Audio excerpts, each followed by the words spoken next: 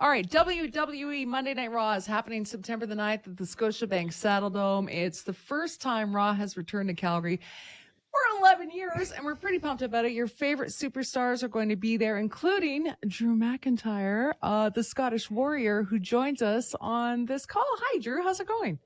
Oh, it is going. Excited to be talking to you all again. Excited that I'm home for a few days in a row for the first time in a long time. Excited I destroyed CM Punk.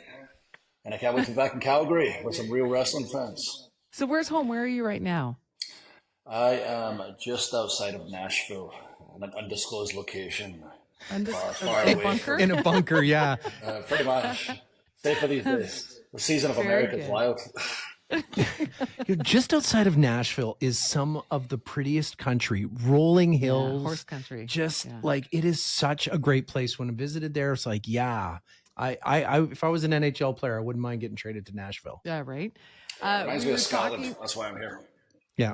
We were talking earlier about like signature moves and the stuff that we used to try dangerously as children, right? Because we were all watching it going, I can probably jump off this and get my brother and it'll be fine. So for those of us who aren't watching or involved in WWE,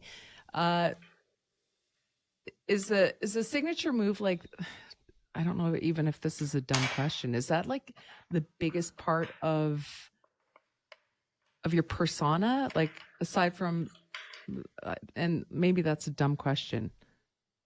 I mean, the signature moves are part of what makes the character so exciting. You have your signature look, your signature presentation. Like I come out in my kilts, looking very Scottish, very hairy, gigantic. I used to have a 5-foot broadsword. That was very much part of my presentation. And then your I pyro as well, the sword shot fire. And then your signature moves. I have the Glasgow kiss, which if you ask for a kiss in Glasgow, you're going to get a headbutt square in the nose. Oh. And then you have Thank you. Your finishing move, which is the one that usually puts your opponent down for the 3. Mine is called the Claymore, named after the very big Scottish broadsword that I used to carry and that William Wallace used to carry. And Bret Hart from Calgary, he used to have the sharpshooter as his finisher. Okay, can you describe what that is? Like what the move is, what actually happens? Oh, yeah. Well, I'm 6'5", 280. I run, I jump through the air, and I put my foot right into my opponent's face about as hard as I can. Created by accident completely. I'm sure. Yeah, when I was younger, I used to wear tight leather pants. One of my older characters was like an 80s rock star. Like Bill and Ted, I never played instruments, never sang any songs, but I was in a band. And I was running to kick somebody in the face with these tight leather pants one time, and I realized they were too tight. As I lifted my one leg up, I realized the crotch was going to blow out. There's millions of people watching WWE all around the world, and I'm Scottish, so maybe there's nothing going on under there. So I had to kick up the other leg to avoid the crotch splitting. I kicked my opponent in the face, I landed in my own head, and when I got to the back, somebody told me, if you can figure out to do that move without knocking yourself out, you know, you've got something. And years later, once I developed it, perfected it, I won multiple world titles. I'm in the position I am now, and I tell everybody tight leather pants equals success. Keep your legs shut. You know, many years ago, I was able to take a couple of kids to the Saddledome. I can't remember, but we went into the belly. We met China. We met... A couple of years ago. Big guy with the red face and the... Ultimate Warrior? No. Kane? No, because I knew who he was because I loved him. Okay. Kane, maybe? Yes. Kane.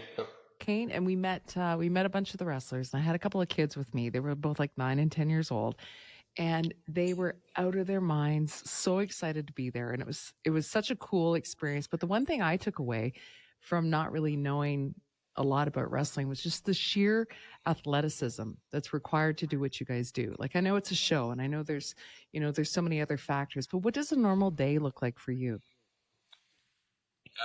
Usually work related. We are 52 weeks a year.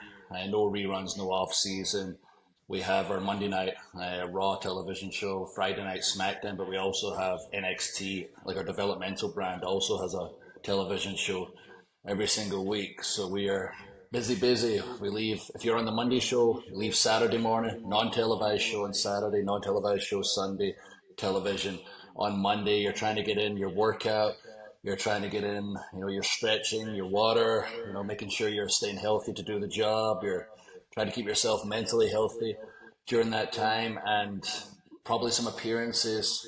And for me personally, the big thing these days, after wrestling for 24 years, 17 years in America, still in my 30s, been around since I was very young. A big thing for me is the difference I can make outside the ring, and WWE works with so many organizations making a difference outside the ring, and that's my favorite part. If I can work in the community area, I'm currently a global ambassador with Special Olympics, and WWE is just so gigantic. Whenever we can make somebody smile, not just because of our in-ring product, our motto is smiles on faces, but especially outside the ring. That's what it's all about right there. So we're always trying to find a way to fill a day with all that stuff. 52 weeks a year. Nice. It sounds crazy, like a nutty schedule. Yeah, but it's awesome right now. I mean, it's always been awesome. Like I say, I've seen the evolution of our industry since probably about 99. You were probably there. 2000 if China and Kane were there. Now 24 years later, I signed. That's 2007. when it would have been, yeah. But yeah, in 2007, I signed to watch the company go on the WWE Network, and now WWE Network on Peacock, and just see the crowds growing. We're multiple stadium shows a year. WrestleMania's over 2 days. The television deals are worth $1 billion with a B, $billion each one, multiple $1 billion TV deals, just how much the company's stock's worth, and merging with TKO. We're under the same umbrella as UFC. It's just incredible how gigantic WWE has got. I can't walk down the street now without somebody going, hey, it's Drew McIntyre, or at least you look familiar. It's just wild how gigantic we've got, and I love going places with the true, real wrestling fans, and Calgary has such history with wrestling, specifically with the Hart family, and I'm very excited to be coming back. As cold as it is it get warm that time of year? Is it ever warm? Well, it's going to be a little bit cooler than Nashville. Yeah, but it shouldn't snow. Maybe. So cold. Shouldn't. Okay, talk a little bit about, you're growing up a Scottish kid. You've been wrestling for 25 years, but the influence that the Harts had around the world and for you. Yeah, Bret was my guy. Like growing up, it was Hulk Hogan, Ultimate Warrior, with the big names in wrestling, the larger than life superstars, physically as well as personality wise. Bret was a little more subdued personality wise, but he was just such an incredible wrestler. And being from Europe, he just looked like like a rock star. The leather jacket, the sunglasses, had a cool swagger about him. He was so popular in Europe and obviously Canada compared to like America. And I was just captivated from the moment I saw him. When I eventually started wrestling, I could articulate a little more why. I used to plop myself down in front of Bret Hart matches the same way I would watch cartoons, television shows, movies.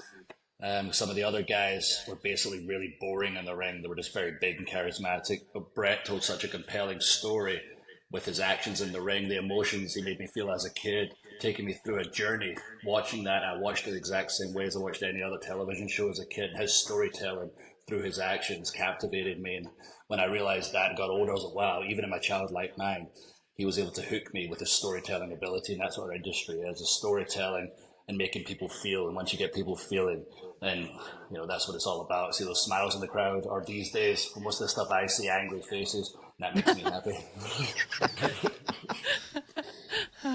Okay, well, we're looking forward to seeing you guys come to town. We do have tickets to give away, and we're going to take care of that a little bit later. But before you go, tell me what you think of this. Okay, hold on. Look out. Okay. You're going to do a front flip into the screen? I'm going to take him, like... What do you do? Where? I just wanted to... Oh, yeah, there we go. I just wanted to be able to do that. That's all. Oh, that's great. I thought you were going to try to choke him out or something, but it's way more hilarious. Okay. I'm not allowed to. But I remember when I was a kid, always you would try and do the sleeper because it was real, right? Like now that you see UFC fighting, okay, for sure it's legit. But that when it used to happen in wrestling and you thought it was real, what is the key to a good sleeper hold? I don't want to give people all the Watch tips, my but earrings, or I'll bust you up. Could actually do it because it's very, very easy to put someone to sleep. It's amazing how quick, if you put it on right, because they're out very, very quickly. When I was a kid, I wasn't putting on sleeper holds. I was putting on sharpshooters and figure fours and ankle locks. I used to hide behind my buddy's door and he'd sneak into the room. I'd sweep his legs, and I was like a giant compared to everybody, so it wasn't fair to sweep their legs and just force them into sharpshooters. So Sidney Crosby inspires kids to shoot pucks into dryers. Yeah, the Scottish Warrior is going to teach you how to sweep your friend's feet out from and not split your tight leather pants. That's right. Don't try this at home. Even though I tried it and now I'm a very successful wrestler, don't try it at home. Well, we're looking forward to seeing you guys here. WWE Monday Night Raw, September the 9th, Scotiabank Saddledome, your favorite Raw superstars, and we will see the Scottish Warrior in person. Thank you so much for your time.